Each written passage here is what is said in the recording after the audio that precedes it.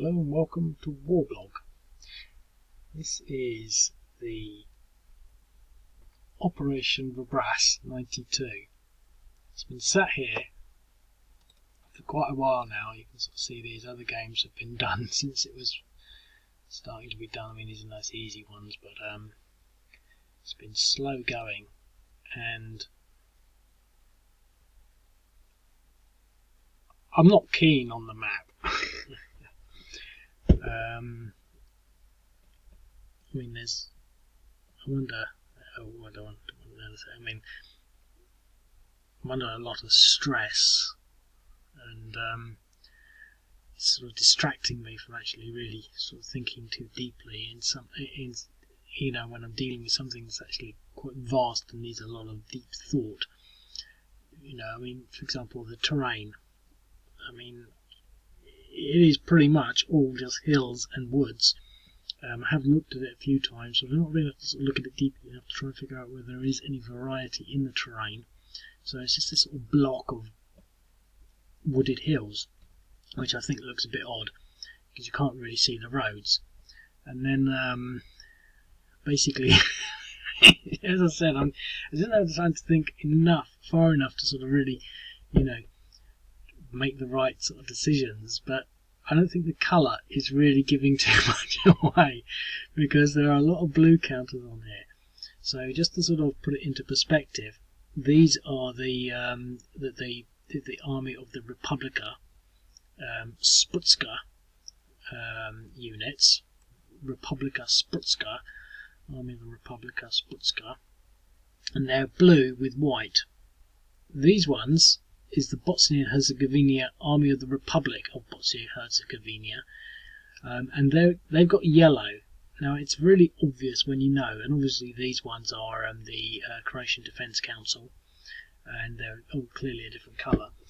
Now, the thing that sort of is, I don't know, it's just sort of one thing or another with this. Everything seems, and it's such an interesting game. Sort of set up anyway. I mean, for example, this is what the map is based on, and as you can see, it's got this really interesting thing, and they actually give it a name. I didn't know what these things were called before, but it's a salient. Now, I had a salient in that place in Syria with all the ruins. And that was how I can't remember what it's called now. I can't remember anything. But this is a salient, and this map looks really nice, unlike my map. But it's a bit, you can't really see much.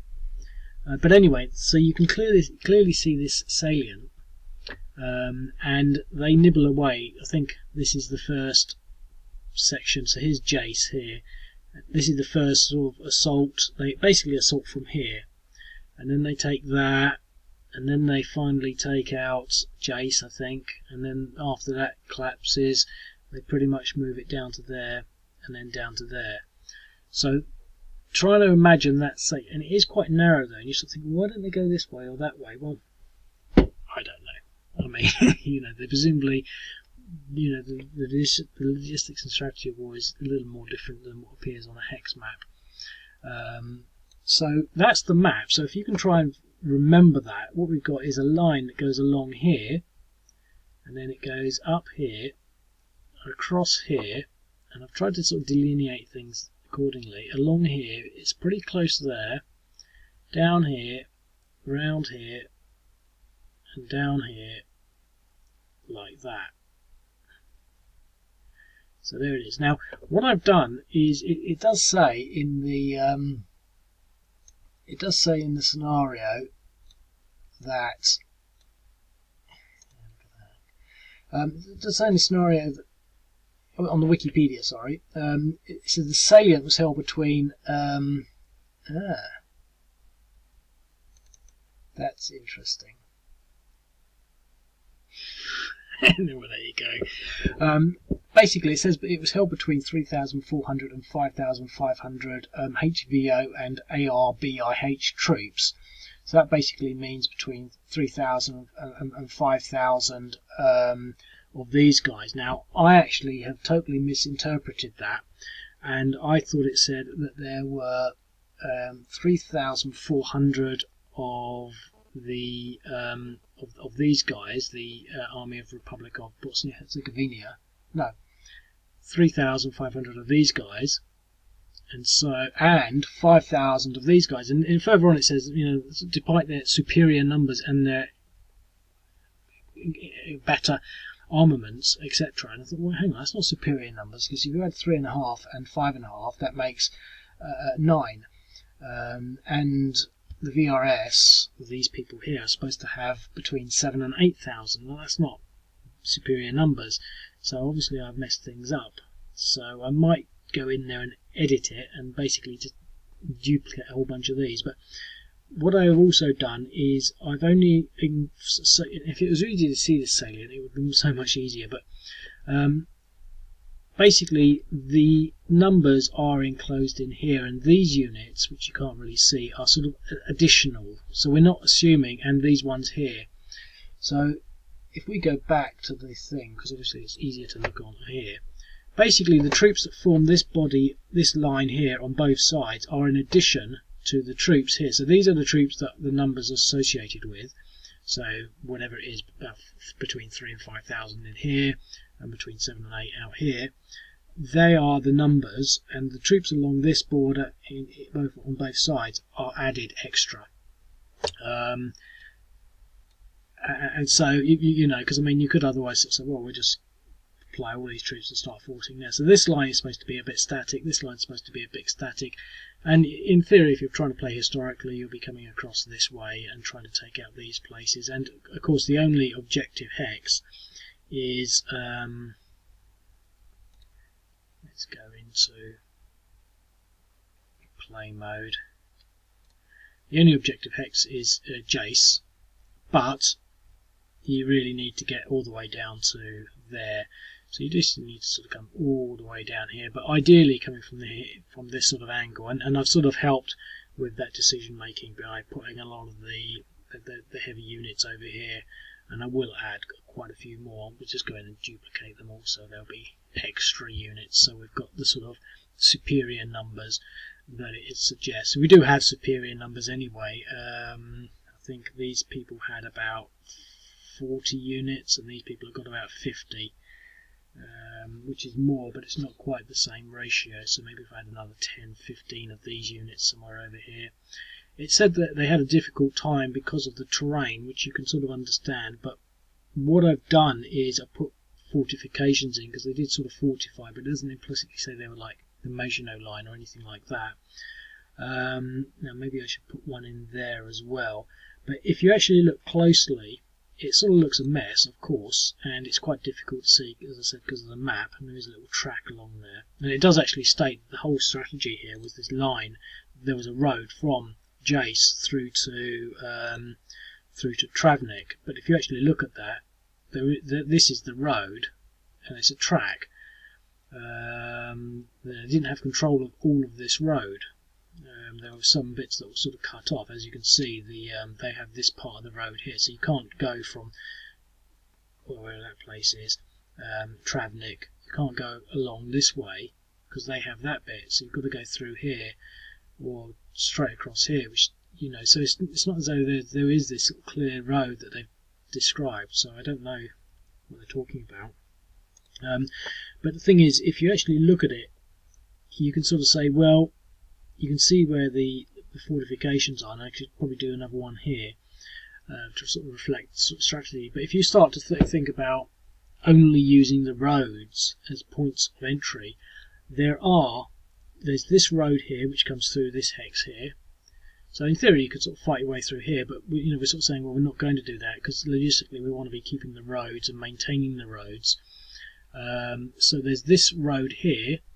So, if these were mountains, if you think of it like that, there's this blocked, that road is there blocked, so that is that whole section blocked, because along there's no roads. Now, they could go across the hills, but that's not the idea, and I think some of the units are sort of going to find it difficult to do. I'm not sure the artillery can enter hills.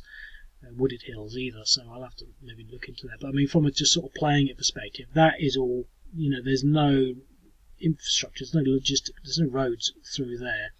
So here you've got this road, you've got that road, and then obviously over here you've got another road.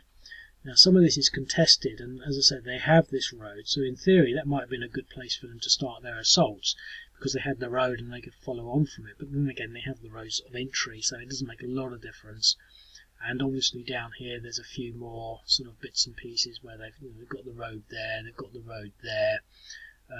So that sort of defends Travnik. You're not really supposed to attack this way. But the thing is, if you start to think about it like that, there becomes this sort of natural point. So I'm really not sure what the strategy would be, and to me it sort of looks a mess. And I'm not happy that I've really done it the justice it deserves. It's just been sitting there for too long, and it's so daunting. I've got so much other things pressing on me that I sort of, it's always been, I have to do this. I've just jumped in and done it, and again, it hasn't really gone that well. But hopefully it will grow, and I can maybe come back and edit things. For example, did they have air power? I haven't even thought of that yet. So oh god, I have to read that. And the air defence, of course, then that will come in. But basically, what it did say was, they did hold out for a bit. I haven't really talked about the war itself, because the Bosnia-Herzegovina war is just one of these things that is just so baffling and confusing to me that I find it quite hard to get into ever. I can never decide, who was on whose side and what forces were fighting. I mean, it's the same with a lot of wars. That's why I like to explore them, just sort of, bit by bit, try and put all the pieces together. But I can never really decide. I just can't remember anything. You've got Bosnia, but it's actually Bosnia and Herzegovina, which is actually one place, not two places, or something like that. And then you've got Croatia, and you think, well, hang on, where is Croatia? And Yugoslavia? No, it's not Czechoslovakia, is it? It's Yugoslavia, and it's all these part of the same place, and I'm getting a bit confused. So the thing is, it seemed like an interesting battle, and I think one of the reasons that it was the sort of battle that it was, because I think these guys were, and again, I've read the documentary and got the vague idea, but I really can't honestly start saying who these people are. But these are the guys that were sort of being ethnically cleansed. I mean, if you read the history of what happened in Bosnia-Herzegovina, you realise that there was one oppressor.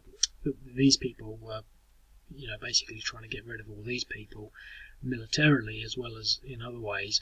And they held on. They were the weaker side, but they held on quite well here because of the terrain. And it is interesting to sort of note that, because even if you just look at it on Google Maps, it really is just wooded hills, and almost mountains. I didn't put them in as mountains because it really shouldn't be mountains.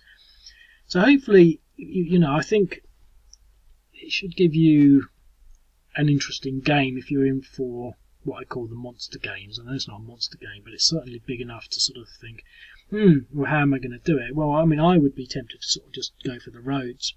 There doesn't really seem to be a lot of defending here, but you've got artillery on both sides, and I think, certainly down here I've played it so that you can't really attack either side. You don't really have the strength of numbers. Either side can't really attack, and you can't really attack these stacks. And so there's quite a sort of defensive line along here. Well, these don't look too defensive, but they're in sort of forts there, etc. So I mean, I would try the roads and try to do it historically, but you might sort of say, okay, well, I'm going to come in this way, or I'm going to come in, cross country, because there's really no restriction. So if you play it more of a gamey game, you might find another way. But hopefully it should sort of, from a nuts and bolts, moving the counters around game, it should be quite entertaining, and I think it should reflect the history of what happened there, as an enclave, as salient. It should in theory be quite interesting. But as I said, it's a shame it doesn't really, and you can sort of see it if you look at these orange counters, but it's just not that clear. But nothing I can do about that now. Maybe it's just my eyes. Anyway, I've got 13 seconds left, so I'm glad this one's done. Hopefully it's not too bad, and hopefully you'll enjoy it. And I'll speak to you later. Bye.